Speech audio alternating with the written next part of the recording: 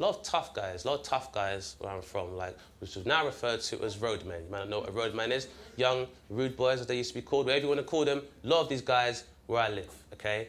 And you had to be tough where I was from, you know, because people used to give you something called a screw face. That's why I look so happy now. People would look at you like that, you know, and if you didn't meet their gaze, then you were a target. And I wasn't going out like no bitch. So I developed my own self-defense system called screw jitsu. So whenever I was walking down the street, somebody would look at me like that.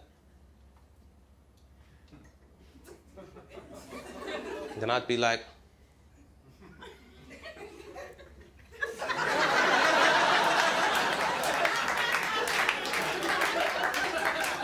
aha, screw shay.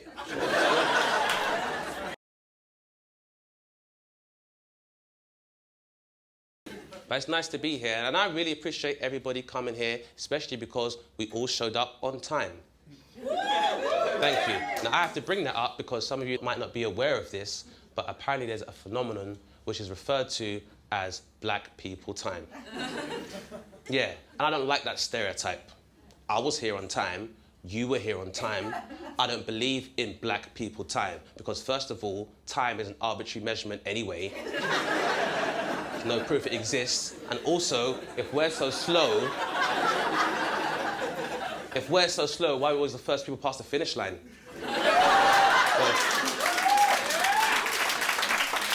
So I don't believe in black people time. I have taken a black person's lunch hour before, though.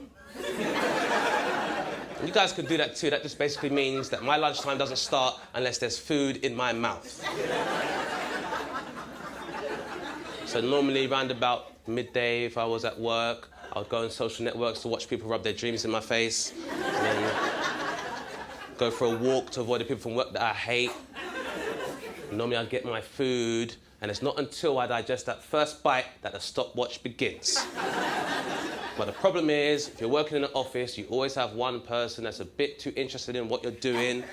Always the office prefect, and they'll always say something like, Dane, yeah,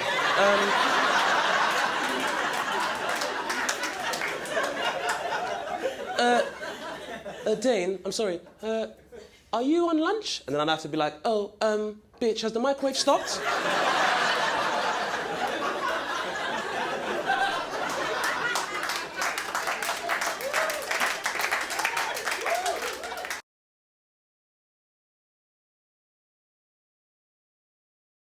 I guess what I'm trying to say is, Ed and everybody else, is that I'm not ready to be a dad. Maybe I got some growing up to do. Did someone say maybe? Yeah. Make yourself known in the shadows, lady. Oh, so I'm immature, but you are making heckles from the shadows? Well, that's real mature, isn't it? My father always told me not to throw a stone and hide my hand. What do your parents say to you? Exactly. I had supporters, you had enablers. That's the difference. Maybe I am ready after all. You see? And that's how you discipline a child, everybody.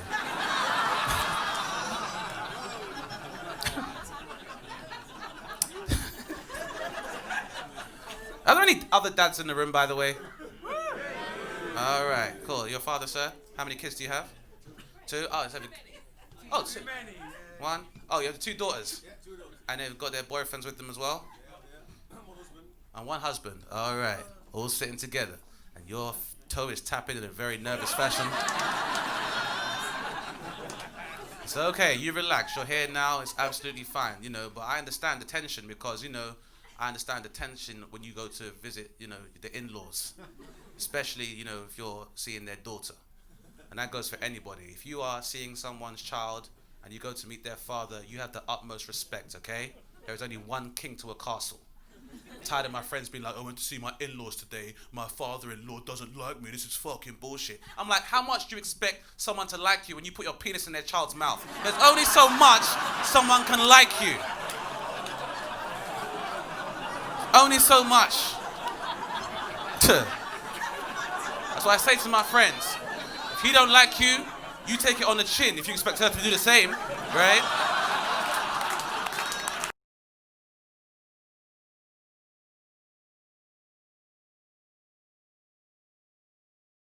All right. I mean, clearly you're the motherfucker here, sir. Now, speaking of which, I don't want you guys to think that I'm overshadowing the fact that being a mother is one of the hardest jobs in the world. Now, are there mothers in the audience tonight? See that fear there? Madam, there's nothing to be afraid of, okay? This comedy store here is a safe space for you. What's your name, miss? Claire. First of all, Claire, you out. It's 1 o'clock in the morning. Live it the fuck up. Second of all, Claire, I have a question for you, which I hope is not too probing.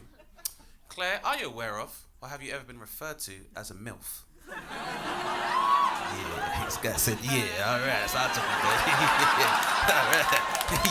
Yeah, all right. Claire was like, I'm ever so coy, I couldn't answer it. The guy was like, yeah. Yes, sir.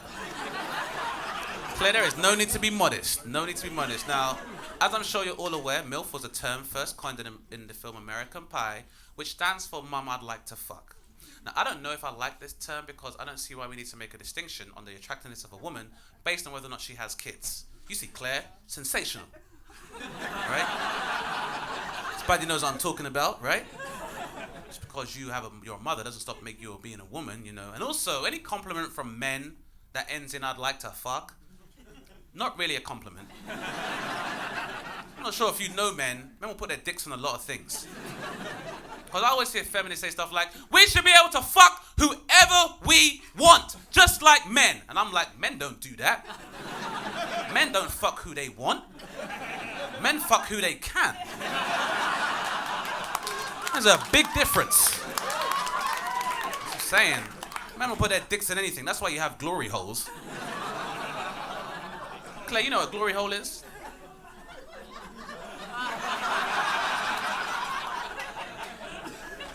You know what a glory hole is? No? I'll be happy to explain, sir. So I'm sure some of you will be aware if you go to certain public places that are, I guess, not well reputed. And every now and again, let's say you're in a service station on the motorway or in a public toilet, somebody will find a phallic-sized hole and put their penis through it, hoping to be pleasured by a complete stranger, thereby achieving glory. Very much an oxymoronic statement, okay? I'm just saying that women don't do that. Like, no men have ever been out for a curry and one of you comes back to the table visibly shaken. And everyone's like, Tony, what the fuck is wrong with you? What's wrong with me? I went in the toilet to relieve my bladder and someone sticks a pussy through the wall. I'm not finishing this coma now. It's not something men say. So I'm just saying, when it comes to the term MILF, like the M in MILF stands for mother, but with men that can stand for mango, mattress, metal sheet, like men will put their dicks in anything. And, you know, I also feel like when we discuss like motherhood, like MILFs, we leave out a subcategory which would be single mothers, or SMILFs as I like to call them. I don't know if there's any SMILFs in the audience now, but if you are a single gentleman, single mother is one of the best kind of women you can be with. She is holding down a household by herself, taking care of the bills and the kids. The kids come first. That means she don't give a fuck about you and your bullshit. Works out perfectly, because normally when you have a one-night stand with a single woman with no kids, in the morning you have to give some weird excuse. I'd love to stay, but I've got a business meeting and then some golf and blah, blah, blah. Single mother doesn't care. She'll be like, well, I've got to take my kids to football practice in a few hours. Get the fuck out my house. I'm not making 3 breakfasts. You know how much Cocoa Pops cost? Get out of it. That's right. So you're a single man looking for a good woman, you find yourself a single mother. Why? Where else in the world are you going to go where you're going to get good pussy and a Capri Sun under the same roof? My favorite flavor is orange, by the way, so